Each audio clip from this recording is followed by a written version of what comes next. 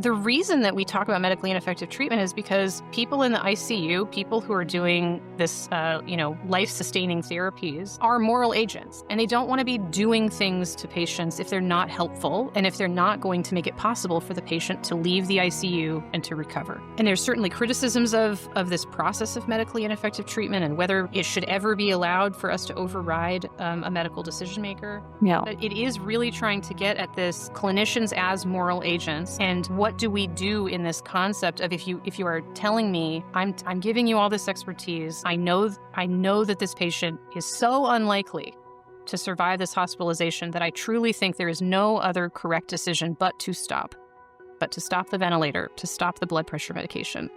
But if you have a family that's still insisting that those things continue and they want to continue them indefinitely, then you, as a clinician, you understand that this patient is continuing to get sicker and sicker.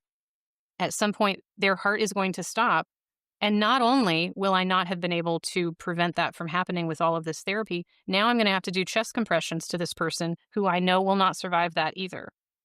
Yeah. And so, this is, I think, that compounding moral distress and moral injury that, nurses and physicians and social workers and, all these people who make it possible for us to provide care in modern medicine are really shouldering that pain.